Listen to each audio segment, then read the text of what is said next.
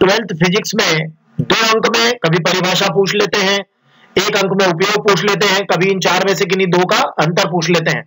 तो सभी को मैं एक सरल तरीके से बताऊंगा। देखिए, प्रकाश उत्सर्जक diode, light emitting diode, LED इसका पूरा नाम, एक जेनर डायोड, एक फोटो डायोड और एक सोर्स है।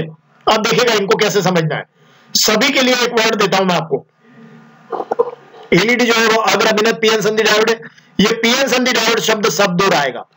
तो एलईडी आपका प्रकाश उत्सर्जक डायोड, अग्र अभिनत पीएन संधि डायोड। देखो डायोड तो लिखा ही है ना, तो सभी जगह लिखा है। तो अग्र अभिनत पीएन संधि डायोड। अब जेनर डायोड के लिए लिखेगा पश्च अभिनत पीएन संधि डायोड, फोटो डायोड के लिए लिखेगा पश्च अभिनत पीएन संधि डायोड। तो देखिए ये अग्र है, बाकी ये दोनों पश्च है। और यहां सोर्स सेल में आप लिख दीजिएगा कि ये जो है पीएन संधि युक्ति है, ठीक है, क्योंकि यहां देखिए डायोड शब्द का इस्तेमाल भी नहीं हुआ है, तो इसको पीएन संधि युक्ति लिखेंगे। तो देखिए ये पीएन संधि डायोड, पीएन संधि डायोड, पीएन संधि डायोड, तीनों डायोड में पीएन संधि डायोड लिखना है। एलईडी में अग्र अभिनत लिखना है, जेनर और फोटो में पश्च अभिनत लिखना है। और सोर्स सेल में चूंकि डायोड नहीं लिखा है, ध्यान रखिएगा, तो ये पीएन संधि युक्ति। अब इनका उपयोग देख लीजिए। एलईडी का उपयोग कहां करते हैं अपन?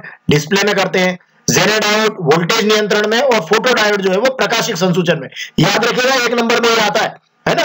और ये आपका सोर्स सेल जो है वो प्रकाश ऊर्जा को विद्युत ऊर्जा को बदलने में काम आता है। तो ये इस तरीके से आपकी 4 परिभाषाएं हो गई, है ना, 2-2 अंक में। चारों का उपयोग भी हो गए, और इनमें से किसी का अंतर पूछे तो आप वो भी लिख सकेंगे।